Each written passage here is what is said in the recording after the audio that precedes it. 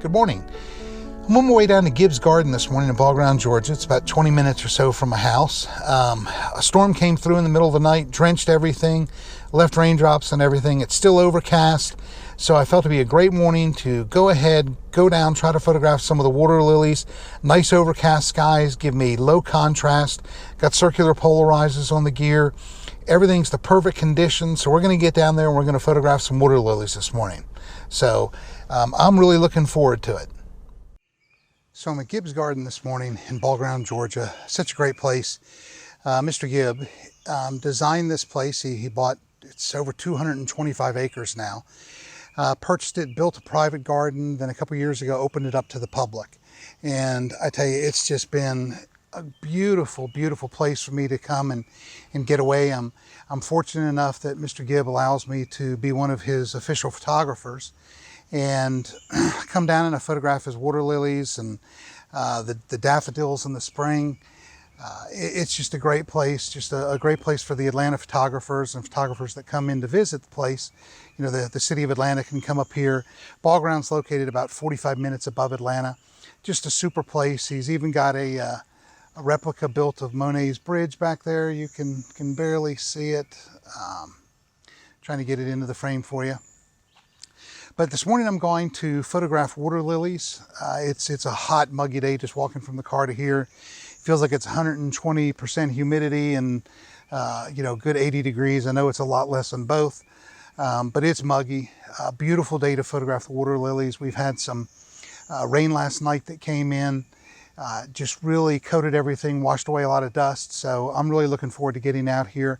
I'm going to try to do a lot of examples of shooting with the 150 to 600 in this situation, because the water lilies, as you can see, water lilies aren't right up against the shoreline, and you want to reach out and grab them. You know, isolate them if you can. I'm using a 95 millimeter Marumi Circular Polarizer on the front of the lens, so they do make it, believe it or not, that big. But I'm looking forward to just walking around these few little ponds here and photographing all the water lilies, you know, giving examples of what circular polarization does. So I'm going to enjoy my hour or two here. So here's a situation that the final image, when I process this and everything else, I'm going to go ahead and probably make it more of a panoramic style versus a traditional 2x3 or anything. But here is where polarization really plays into it nice, because you can see it full polarization or close to it versus all the white and everything that comes in, the glare and the reflection. That's much of a difference the circular polarizer will make. You know, if you're going to put a polarizer on the front of your lens, which you should, you know, make sure that you're spending the money on a good polarizer. You know, don't chinch on that. You've got good glass, got good multi-coatings. Make sure you're getting a circular polarizer that can do it justice. But again, just turning that circular polarizer, in this situation, I don't want to turn it so much that it eliminates the reflections of those water lilies. I want to make it so I get that reflection, but at the same time I remove the glare. So again, circular polarizers, just I can't emphasize it enough. That is the most critical accessory necessity that you can possibly get for your close-up photography or your landscape photography whenever you're photographing any type of foliage.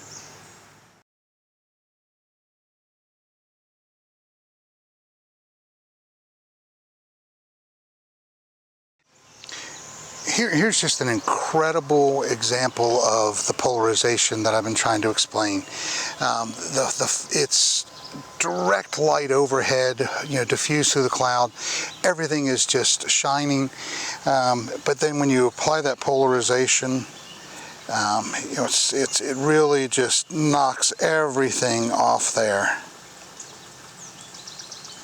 Oh my gosh, what a beautiful scene at that point in time. So you can see the dramatic difference a circular polarizer makes. You know, maybe by the end of this video, you guys will get the idea that I love circular polarizers for any type of flora photography.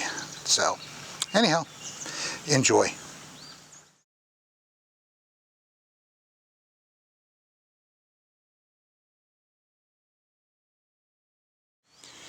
So here's a little lesson in composition.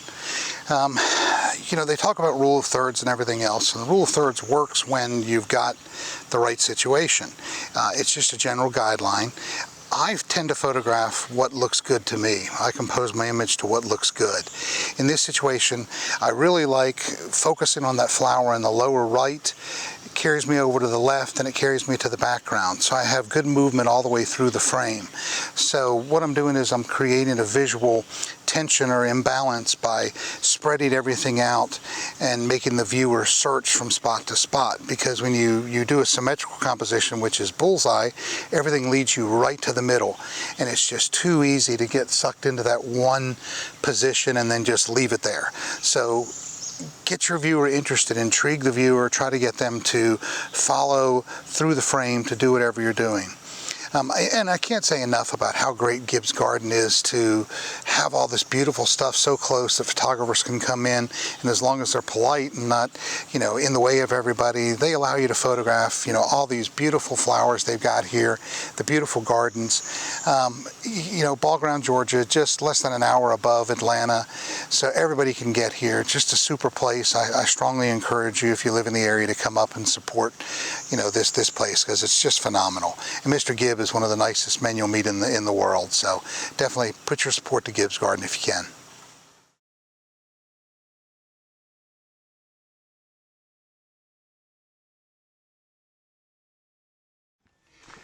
So I finished photographing this morning at Gibbs Garden.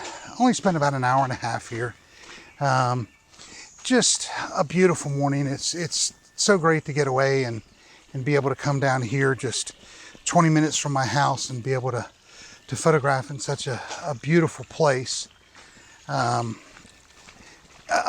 I can't thank, you know, Mr. Gibb for allowing me to come and photograph this beautiful place. And of course, I give him images. He did a tabletop book earlier this year that they sell in the gift shop, and I got a copy of it. It's nice. If you're here, stop by, take a look at some of the images. You might recognize a few if you followed me for a while. But I'm hiking out now. And it's only about a half a mile, 3/4 of a mile back to the parking lot. Let's see, here we go. But either way, it's just a beautiful day to be here. It's a beautiful walk, beautiful gardens. He's got stuff every season pretty much that you can imagine. In the spring, you got daffodils, you've got hydrangeas, you got daylilies, you got roses, you've got water lilies, ferns, you name it, everything is here. Just a beautiful place to come and visit, even if you're not a photographer. So thank you for coming to Gibbs Garden with me today. And I look forward to getting another video out to you soon. But again, thank you as always. Thumbs up if you like it, and if you can, please subscribe to the videos.